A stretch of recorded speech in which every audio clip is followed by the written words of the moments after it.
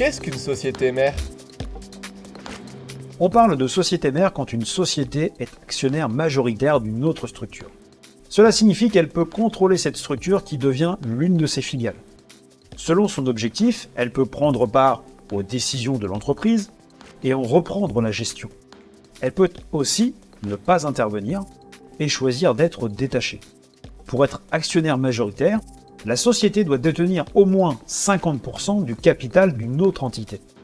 L'ensemble formé par la société mère et ses filiales se nomme un groupe d'entreprises. Quand la société mère possède plusieurs entreprises qui appartiennent à différents secteurs d'activité, on parle de conglomérat. Quelles sont les obligations de la société mère envers ses différentes filiales? Même si les deux entités restent indépendantes, elles sont liées et s'exposent à certaines obligations selon les termes de leur accord. En cas de litige entre la filiale et un tiers, la société mère doit soutenir la structure et s'engager à ses côtés.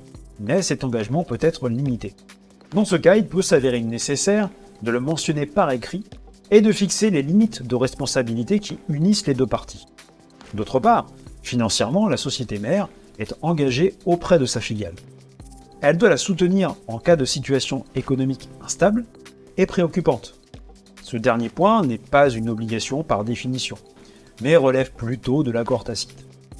L'entreprise mère, possédant une large partie du capital de sa filiale, peut être impactée si la structure rencontre des troubles économiques. Elle n'a donc aucun intérêt à se désolidariser de sa filiale et prend généralement le parti de la soutenir.